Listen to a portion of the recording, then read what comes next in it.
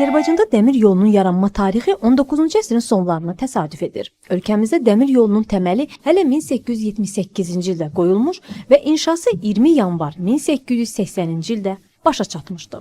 O, uzunluğu cəmi 20 kilometr olan Bakı-Suraxanı Sabunçu dəmir yolundan ibarət olub. 134 illik önəmli bir dövr yaşayan Azərbaycan dəmir yolu bu illər ərzində çox çətinliklər keçib, ciddi problemlərlə üzləşib.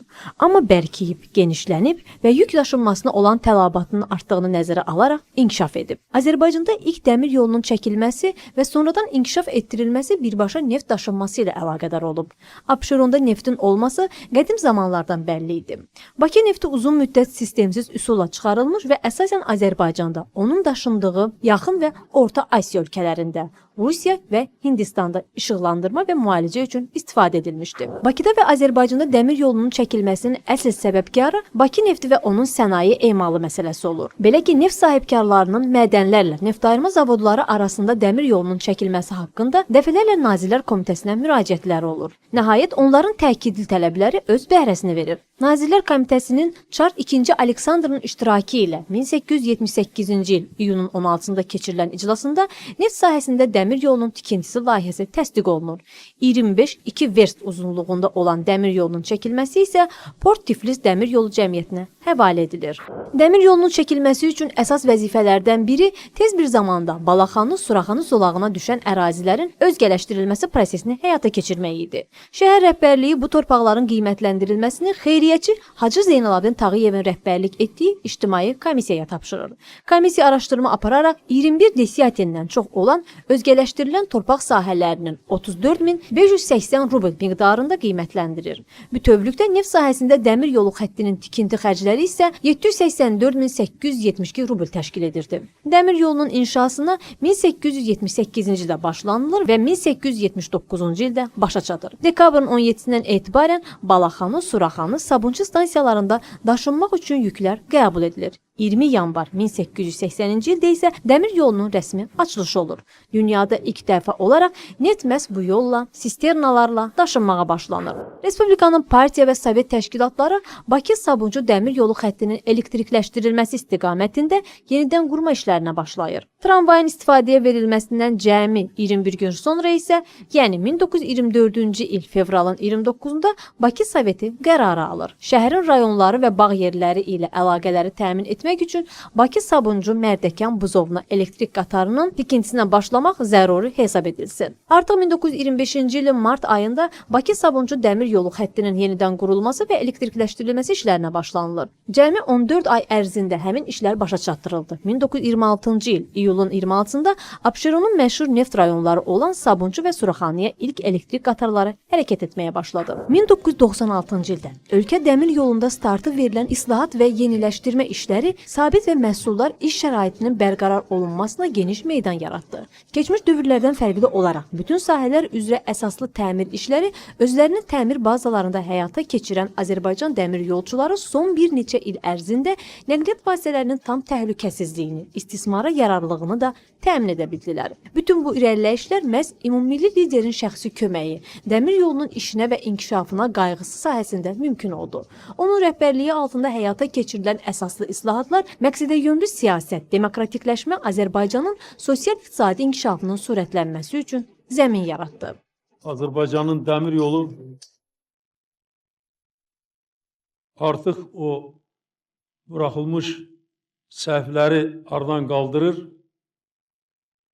və işinin keyfiyyətini yaxşılaşdırır, yaxşı iqtisadi nəticələr əldə edə bilir. Çox vacibdir, çünki dəmir yolu Azərbaycan iqtisadiyyatının böyük bir hissəsidir.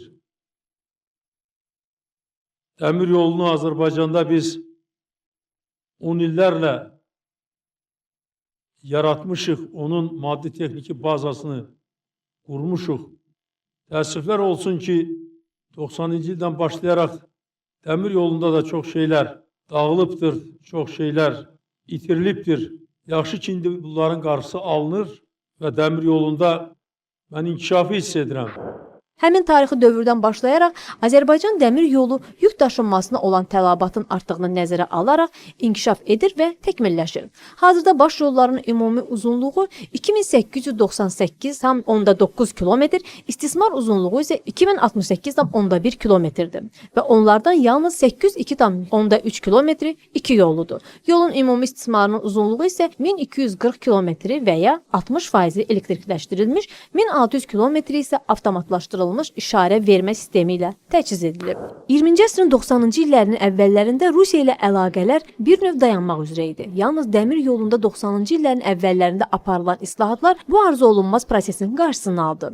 Bugün hətta Rusiya nəqliyyatçıları özləri də iki tərəfli əlaqələrin həmin illərdən başlayaraq dinamik artım tempinə nail olduğunu bildirirlər. Bu illər ərzində yükdaşımaların həcminin artması ilə bərabər Bakı-Moskva, Bakı-Sankt-Peterburg, Bakı-Xarkov, Bakı-Kiyev, Bakı-Rostov, Bakı-Tumen və digər marşrutlar üzrə hərəkət edən sərnişin qatarları bunun əyani təsdiqidir. Qonşu Gürcüstan Respublikası ilə davamlı və perspektivli əlaqələr qurulub. Nəzərə alsaq ki, Poti və Batumi limanları da yüklərin daşınması üçün çox böyük əhəmiyyət kəsb edir. Digər tərəfdən Bakı-Tbilisi-Qars bağlantısı üçün Gürcüstan əlaqələndirici ölkədir və bu dediklərimiz əyani olaraq sübut oluna bilər. Ümummilli lider Heydər Əliyevin rəhbərliyi ilə yaradılmış nəqliyyat infrastrukturunun inkişaf etdirilməsi və modernləşdirilməsi prosesi Prezident İlham Əliyev tərəfindən daha intensiv şəkildə aparılır və ölkəmiz Bakı-Tbilisi-Qars yeni dəmir yolu bağlantısının layihəsinin reallaşdırılması prosesində aktiv iştirak edir. 21 noyabr 2007-ci ildə Gürcüstan dəmir yolunun Marabda stansiyasında Bakı-Tbilisi-Qars yeni dəmir yolu bağlantısının Gürcüstan hissəsinin təməl qoyma mərasiminin keçirilməsi və tədbirdə hər üç ölkənin dövlət başçılarının iştirak etməsi sonraki proseslərin sürətlənməsinə təkan verdi. Üç ölkə arasında üç tərəfli əməkdaşlıq deyə bilərəm ki, bəlkə də dünyada müşahidə olunmur. Bunun analogu yoxdur.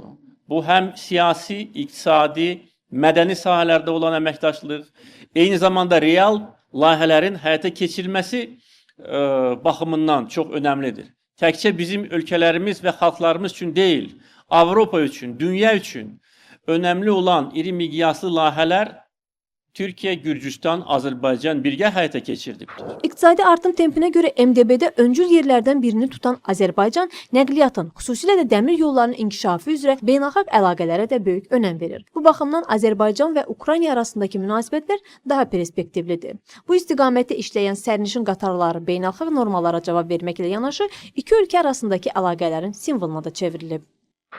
Son illər ölkənin nəqliyyat sisteminin əsas sahələrindən biri olan dəmir yolunun perspektiv inkişafı üçün ölkə rəhbərliyi tərəfindən mühüm qərarlar qəbul olunub. Prezident İlham Əliyevin 2010-cu il 6 iyul tarixli sərəncamı ilə təsdiq etdiyi Azərbaycan Respublikasında dəmir yolu nəqliyyat sisteminin 2010-2014-cü illərdə inkişafına dair dövlət proqramı bu baxımdan xüsusi əhəmiyyət kəsb edir. Sənəddə Azərbaycan dəmir yolu nəqliyyatının sürətli inkişafını təmin edən bütün məqamlar öz əksini tapıb.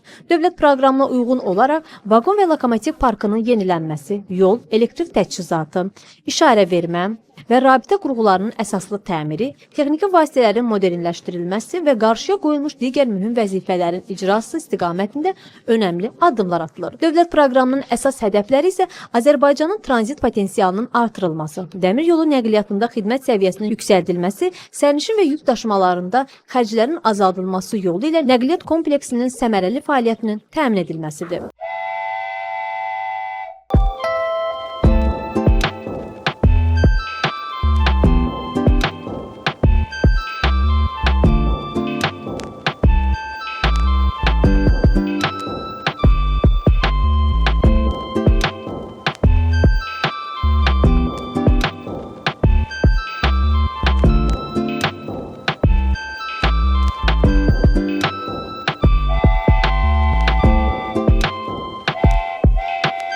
Dövlət proqramının icrasına uyğun olaraq Bakı Böyük Kəsik istiqamətində 317 kilometr yolun əsaslı təmiri başa çatıb və 800 metrlik uzun ölçülü reyslərlə əvəzlənib. Qeyd edək ki, dövlət proqramının icrası çərçivəsində Bakı Böyük Kəsik istiqamətində 317 kilometr yolun əsaslı təmirinə 2011-ci ilin iyunun 10-unda Tatlı Ağstava sahəsinin 97-ci kilometrində start verilmişdi.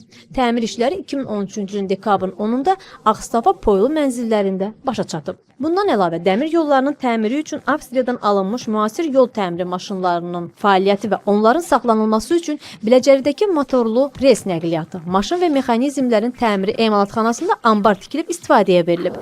Dəmir yol servis MMC-nin 24 sayılı salyan rels qaynaqlama qatarının bazasının gücləndirilməsi məqsədilə Ukraynadan yeni qaynaq qurğusu alınıb. 17 sentyabr 2004-cü ildə Azərbaycan Dəmir Yolları Qapalı Səhmdar Cəmiyyəti Fövqəladə Hallar Qatarı MMC-nin yeni tikilən inzibati binasının və təmir sexi istifadəyə verilib. Hazırda Bakı Böyük Kəsik istiqamətində elektrik təchizatı sisteminin 25 kilovoltluq dəyişən cəryanlı dartı sisteminin keçirilməsi gündəmdədir. Bununla bağlı tenderdə podratçı qismində qalib gəlmiş ATEV şirkətlər qrupu və Azərbaycan Dəmir Yolları Qapalı Səhmdar Cəmiyyəti arasında müqavilə imzalanıb.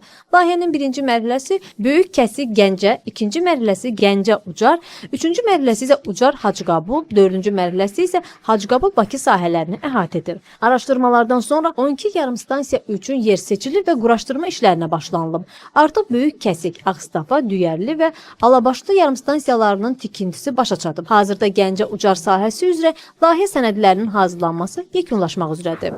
Dövlət proqramı çərçivəsində dəmir yollarının avtomatlaşdırılmış işarə vermə sisteminin mikroprosessor əsasında vahid dispetçer mərkəzindən idarə edilməsi və əvəzlənməsi işlərinə də start verilib. Bu sistemə qatarların hərəkətinə monitorlar vasitəsilə texniki və vizual nəzarət olunması, hərəkət heyəti ilə birbaşa rabitə əlaqəsinin yaradılması, nasazlığı, dərhal aşkara çıxaran təhlükəsizlik cihazlarının quraşdırılması, dəmir yolu avtomobil keçidlərinin tam avtomatlaşdırılması daxildir. Dövlət proqramında nəzərdə tutulan əsas tədbirlərdən biri də lokomotiv və vaqon parkının təmiri və yenilənməsidir. Proqram çərçivəsində indiyədək müxtəlif ölkələrdə əsaslı təmir olunmuş 11 lokomotiv istismara verilib. Bu ilin fevral-mart aylarında isə 5 ədəd TEM-2 seriyalı teplovozu əsaslı təmirə göndərilib. Həmin teplovozlardan ikisi artıq əsaslı təmir olunaraq Azərbaycana gətirilib. Bu teplovozlarda kondisioner sistemi, müşahidə kameraları quraşdırılıb. Göründüyü kimi, dövlət proqramına dair tədbirlər planına dəmir yolunun bütün sahələrinin, o cümlədən vaqon təsərrüfatının dirçəldilməsi üçün hər bir məqam nəzərə alınıb. Yeri gəlmişkən qeyd edək ki, Stedler Rail Group şirkətindən Bakı-Tiflis-Qars dəmir yolunda istifadə olunmaq üçün 30 ədəd müasir sərnişin vaqonunun alınması istiqamətində də işlər aparılır. Bakı-Tiflis-Qars yeni dəmir yol bağlantısının inşası da yekunlaşmaq üzrədir. Çox önəmli beynəlxalq layihələrdən olan Bakı-Tiflis-Qars dəmir yolunun tikintisi işləri Azərbaycan, Gürcüstan, Türkiyə hökumətlərinin, istərsə də dəmir yolları rəhbərlərinin diqqət mərkəzindədir. Yolun birinci və ikinci mərhələsinin tikintisi artıq yekunlaşıb. Hazırda üçüncü mərhələsində işlər davam etdirilir. Eyni zamanda Gürcüstan və Türkiyə arasındakı 4,3 km uzunluğunda tunelin tikintisi də həyata keçirilir. Türkiyə hissəsindəki 2,2 kilometrlik məsafədə işlər artıq başa çatıb. Tunelin Gürcüstan hissəsində isə tikinti hələ də davam etməkdədir. Bakı-Tbilisi-Qars dəmir yolunun Gürcüstan hissəsinin tikintisində Azərbaycan Dəmir Yollarının Dəmir Yol Servis Məhdud Məsuliyyəti Cəmiyyəti podratçı təşkilat olduğundan orada işlərin gedişatı ilə bağlı tam məlumatlılıq.